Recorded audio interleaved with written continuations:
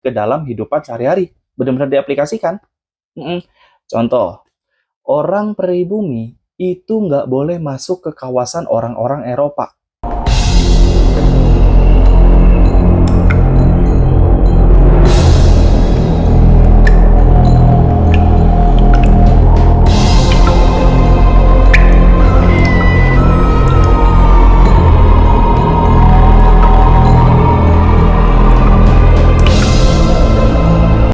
Hai guys, welcome to World. Apa kabar semuanya? Semoga baik-baik aja. Terima kasih udah mau klik video ini. Semua orang tahu tanggal 17 Agustus 1945 itu adalah hari kemerdekaan Indonesia. Siapa yang nggak tahu kan sama tanggal 17 Agustus? Dari SD aja kita udah diajarin lagunya kan, 17 Agustus tahun 45, itulah hari kemerdekaan kita, ya kan? Nah, cuman di video ini gua bakal ngebahas salah satu peristiwa yang mana itu terjadi setelah tanggal 17 Agustus 1945, yang mana itu menggambarkan bahwa setelah tanggal 17 Agustus 1945 itu negara kita belum benar-benar merdeka. Mau tahu kisahnya kayak apa? Klik tombol like dan subscribe-nya dulu. Udah? Ok, ohem, oktay, wis, and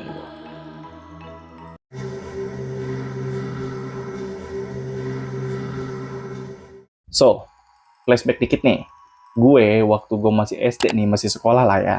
Itu pas pelajaran IPS dikasih tahu secara garis besar kita itu dijajah oleh bangsa Portugis, Spanyol, Belanda, Prancis, dan Inggris itu sekitar 350 tahun. Dan terakhir dijajah sama Jepang selama 3,5 tahun. Dan kita semua tahu kalau banyak korban dari bangsa Indonesia yang jatuh di tangan para penjajah.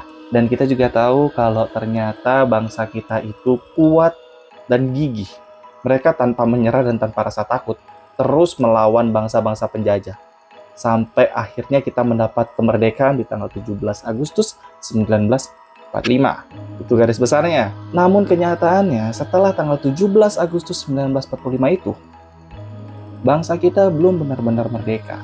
Dan rasa juang dari bangsa Indonesia saat itu malah menjadi sumber masalah bagi bangsa kita, yang mana saat itu dikenal dengan peristiwa masa bersiap.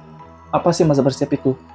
Masa bersiap itu adalah peristiwa yang terjadi sekitar tahun 1945, kalau nggak salah sekitar bulan Oktober sampai 1947. Kalau kalian mau tahu lebih lengkapnya ya di Google ada sih.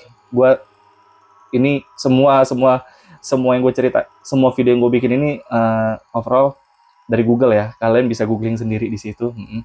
Cuman gue rangkum, gue ceritain lagi ke kalian.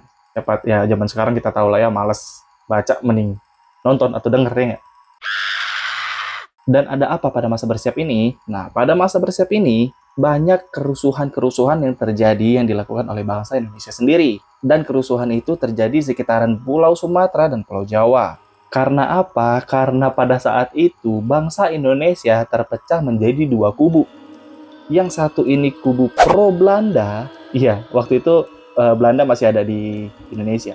Dan satu lagi pro kemerdekaan. Dan secara garis besar masalah ini adalah di mana orang-orang pro kemerdekaan ini banyak membantu orang-orang pro Belanda, yang mana orang pro Belanda ini adalah kebanyakan orang-orang Belanda yang masih tinggal di Indonesia beserta para keturunannya. Jadi orang-orang kemerdekaan yang pro kemerdekaan Indonesia ini nggak suka kalau misalnya masih ada sisa-sisa penjajah di Indonesia. Makanya mereka melakukan ya kayak apa ya pemusnahan lah, istilah kata, jangan pemusnahan terlalu kasar. Ya intinya itulah ya, pembantaian gitulah terhadap orang-orang yang pro Belanda. Dan selain orang Belanda beserta keturunannya, ternyata orang-orang Indonesia yang dianggap loh ya, nggak jelas pasti ya, nggak bener-bener nih ya, dianggap mereka pro Belanda aja tuh dibantu juga sama orang Indonesia yang pro kemerdekaan. Karena kayak dianggap sebagai pengkhianat atau apa gitulah. Syukur-syukur orang-orang yang pro Belanda ini didatengin terus dipukulin doang. Banyak dari mereka yang dibunuh.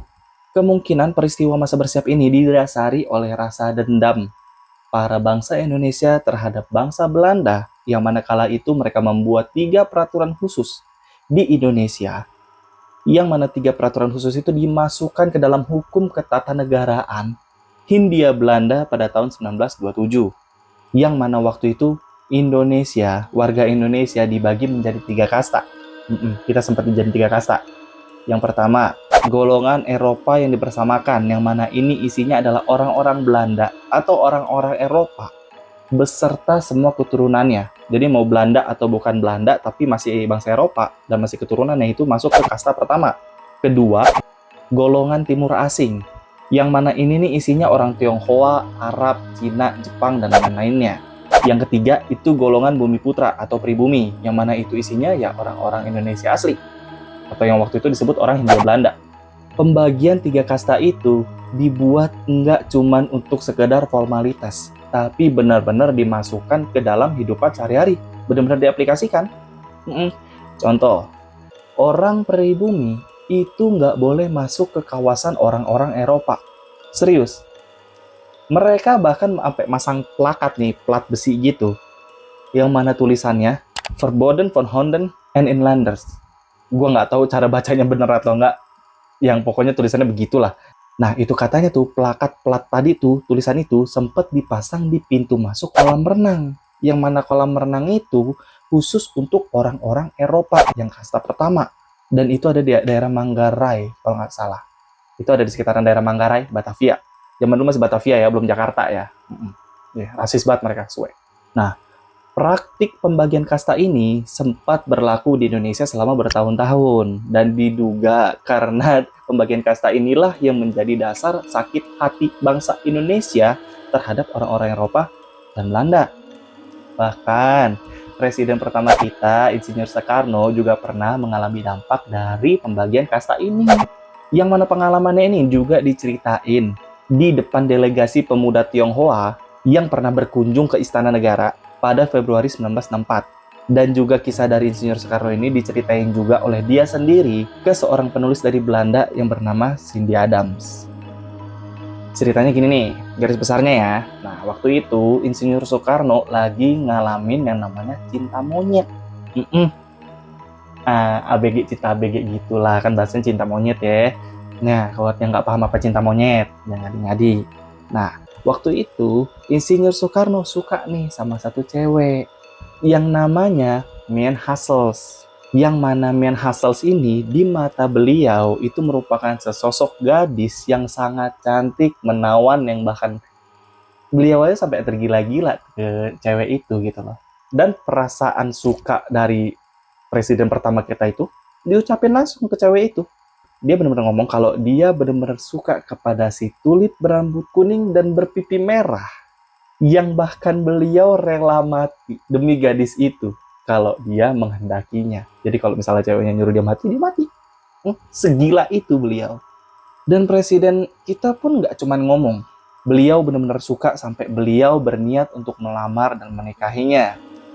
Presiden kita udah rapih nih, udah pakai baju setelan rapi ya kan, Insinyur Soekarno dengan pakaian terbaik, sepatu terbaik, dia datang. Beliau datang ke rumah si cewek itu. Dan dengan bibir gemetar, beliau menunjukkan kejantanannya dengan berbicara kepada Menir Hassels, yang mana itu adalah orang tua dari si Mian Hassels tadi, kalau beliau ingin meminta anaknya. Dan kalian tahu Menir Hassels bilang apa? Kamu, inden kotor seperti kamu, kenapa kamu berani-beraninya mendekati anakku? Keluar kamu, binatang kotor, keluar. Menirnya ngomong begitu cuy. Dan akhirnya beliau pulang dengan perasaan sedih dan malu.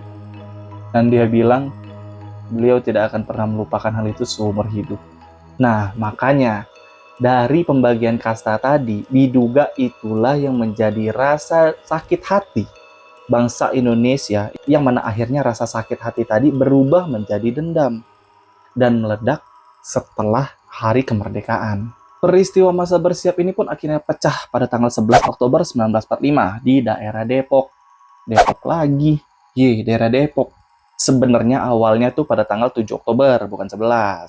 Cuman pada tanggal 7 itu masih kecil-kecil. Pecahnya di tanggal 11. Pas tanggal 7 itu kayak kayak pedagang-pedagang yang mau masuk ke kawasan orang Eropa ini, pedagang-pedagang yang kayak jual-jual sembako, itu dihalang-halangin sama orang-orang pro kemerdekaan.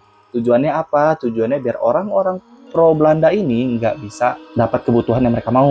Dan pada tanggal 7 Oktober itu, rumah asisten Wedana Depok, asisten Wedana tuh kalau sekarang camat lah, itu dirampok.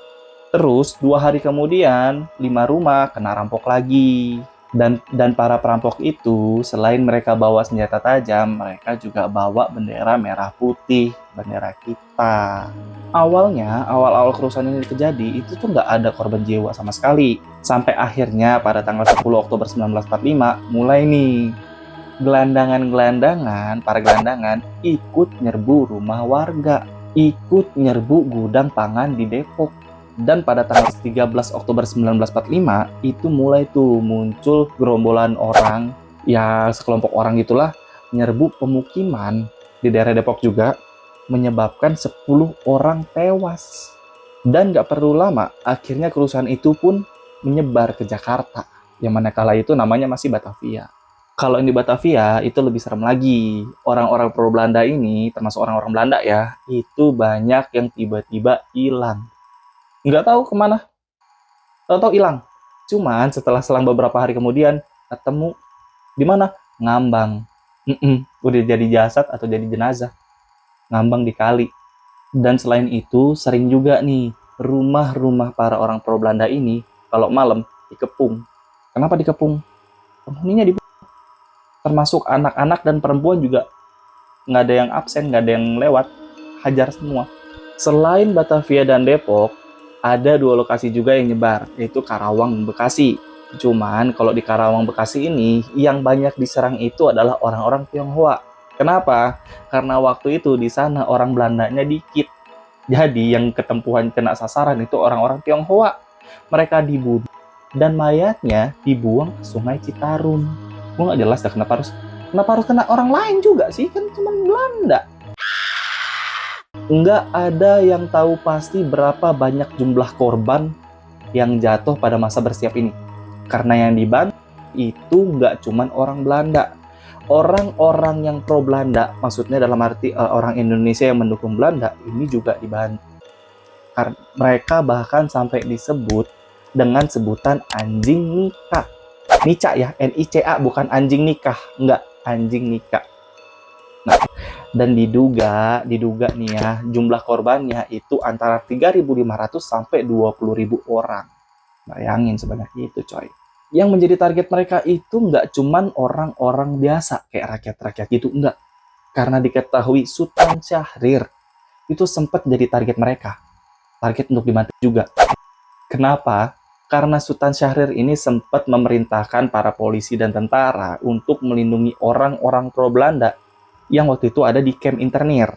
Kenapa dia melakukan itu? Karena dia mau ngebuktiin kalau aksi massa bersiap ini bukan pure dari pemerintahan Indonesia, bukan dari tertinggi Indonesia lah, istilah kata. Ini cuma dari oknum-oknum tertentu. Nah, dia mau ngebuktiin ke siapa? Ke dunia internasional. Karena waktu itu Indonesia baru merdeka dan butuh pengakuan internasional. Ya nggak mungkin dong lu butuh pengakuan orang tapi lu sendiri ngelakuin hal jelek kan. Nah, dia ngelakuin itu buat ngasih tahu kalau ini bukan kita loh sebenarnya, cuman ada oknum aja gitu. So, itu tadi videonya. Pusing nggak? Sama, gue juga pusing. Gue waktu bikin juga nggak nyangka sih ya kayak ada gitu kejadian kayak gitu di Indonesia ternyata. Setelah gue pikir ya udah 17 Agustus 45 udah aja tenang gitu. Ternyata enggak sih. Masih ada. So, terima kasih buat udah nonton video gue. Jangan lupa klik tombol like, subscribe, dan loncengnya. Jadi setiap kali gue upload video ya kalian langsung dapat notifikasi. Dan jangan lupa share ke teman-teman kalian buat ajak mereka pusing-pusingan bareng kita di sini. Dan jangan lupa follow Instagram gue di Ferdian_Agusta. Kalau kalian mau request atau apa bisa di situ. So, see you next video. Ciao.